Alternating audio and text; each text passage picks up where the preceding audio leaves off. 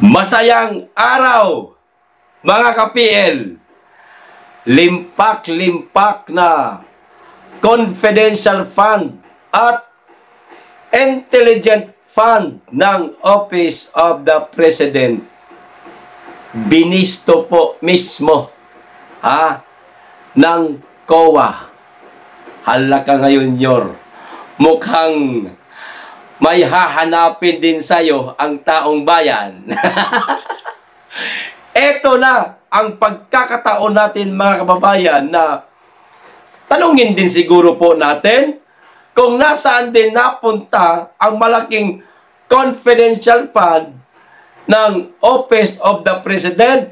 Kung hinahalukay nila, kine-question nila, no, kung saan napunta ang 125 million pesos lamang, mga ka-PL.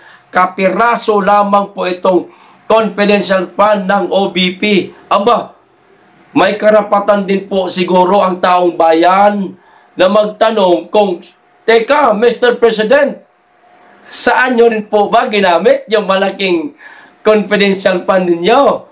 Abay, karapatan din po ng taong bayan na magtanong. Di ho ba, mga kababayan, para patas po ang laban. Pero ang nakakapagtaka po, mga kababayan, ay bakit kay BP Inday Sara lamang na confidential fund ang tinatanong nitong ilang mga mambabatas? Bakit tikom yata ang bibig nitong ilang mambabatas pagdating po sa confidential fund ng Office of the President? Ano ko kaya ang meron? Ano ho kaya ang dahilan? O ito po, mga kababayan, basahin ko po itong nailathala po ng GMA News. Ilalagay ko po dyan. Ito po ang sabi, Office of the President is, ito na, top confidential and intelligent fund, spender according to COA. Ayan, mga kababayan. Kailan po ito na-publish ng GMA News? December 9, 2024. Aba, natatakpan na ito. Matagal na pala itong ilathala, mga kababayan, pero tila hindi po ito napapansin ng ilang mambabatas na kumi-question dito sa napaka-piranggot lang na confidential fund ng Office of the Vice President. Hello, mga minamahal naming mambabatas. Questionin nyo rin po ito. Wag pong puro lang sa pangalawang Pangulo. Sana mahagip din po ninyo itong sa mismong Pangulo para patas po ang laban at hindi ho kayo nagke-question ng ating mga kababayan. Yan po kasi ang dahilan. Bakit kasi kayo nakatutok lang sa confidential fund ng Office of the President, Office of the Vice President, sorry. O ito, maliwanag, di ba, mga kababayan? Ito pa pangalawa. Ayan, gaano kalaki. Sino may sabi? COA pa rin. Yung unang binasa natin, ang may sabi, COA pa rin ang may sabi. Eto na, nailathala naman po ito ng Inquirer.net. Napakarami naman palang mga kilalang media na naglabas na nito. Bakit tikom bibig itong mga mambabatas? COA, Marcos Office spent over 2 billion pesos confidential funds in 2023 pa lamang, mga kababayan. Gising, gising. Barya lamang po ang 125 million pesos ng Office of the Vice President dito sa 2 billion pesos ng Pangulo.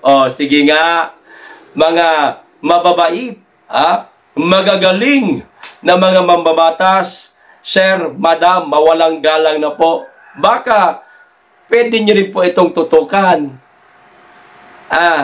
Kung meron pong karapatan ang taong bayan, kayong mga mambabatas diyan na kung may question sa barya lang na confidential fund ng pangalawang Pangulo, ay karapatan din po ng ilan nating mga kababayan na questionin ito. Saan nga ba napunta ito? Parang meron po tayong kinikilingan. Parang meron po yatang nag-uudyok na, "Oy! Ang yung pagkakialaman yung Office of the President, ha?" Yung sa OBP lang, durugin yung maigi. Gawin yung dahilan ito para mapa-impeach siya, ha? Kasi hudang isang araw lang ginastos yung 125 million pesos ng OBP na confidential fund, kung nailaan naman sa mabuting programa. Confidential fund nga eh. Bakit ninyo hinahanapan ng resibo? Hindi nyo ba naiintindihan yan? Confidential fund. Sige. Eto na rin lang. Nagkakahanapan na. Bakit di natin ito hanapan? Mga kababayan, mag-ingay po tayo dito. Hindi naman siguro masama. Ito nagtatanong lang naman tayo, walang pinagkaiba po ito sa naging tanong nila, sa pangalawang Pangulo. May karapatan din po tayo magtanong. Mr. President, nasaan ba? Sana merong ibang mga mambabatas dyan na questionin din ito. Tandaan po ninyo, ang sinabi po dito, mga kababayan, confidential fund lamang po ito. 2 billion pesos. Hindi pa po kasama ang intelligent funds. Ano kayo ngayon? Kaya nyo ba itong tanungin, mga mambabatas? Huwag po tayong one-sided, ika nga. Ayan. Huwag po tayong para bagang ang Office of the Vice President lang ang mayroong confidential fund. Lahat po, napakarami. At itong na-propose na po na confidential fund ng Office of the President para sa susunod na taon, 2025, mga kababayan, kung natatandaan po ninyo, kagabi, natalakay po natin saglit, nagkakahalaga di umano ng naging 4.5 billion pesos. Tapos, ang OBP, 0. Ano na? Parang nagkakalimutan tayo pagdating sa Pangulo. Parang lagi kayo nakatutok lang sa pangalawang Pangulo. Masyado napapaghalata. Na tila merong isang mama dyan na nagsusulsul na, sige, banatan nyo, sirain nyo ang OBP, gamitin nyo itong 125 million confidential fund niya para masira siya sa paningin ng ating mga kababayan at kung sakasakaling tumakbo siya sa pagka-presidente sa 2028, hindi siya mananalo. Kasi itong isa ang mayroong pangarap na maging Pangulo. Ano na? Kilos-kilos, mga kababayan. Tanungin po natin ito. Okay? Dito tayo sa pangalawang pag-uusapan natin. Itong isang tila, ewan ko lang kung masasabi ko bang bias media ito, no? Kayo na lamang po ang humusga, mga kababayan. Ilalagay ko na lang po dyan, mababasa nyo naman po siguro. At babasahin ko na rin yung nakabilog lang. Wag na po yung sa baba. Kayo na lamang po ang humusga. Okay? Mainstream media ho ito. Ang sabi, ayan. Noong nakaraang buwan, sinabi ni Duterte, kita nyo na, simula pa lang, Duterte lang. Hindi man lang nilagyan ng Vice President Duterte. Diyan pa lang, may puntos na. Ulitin ko.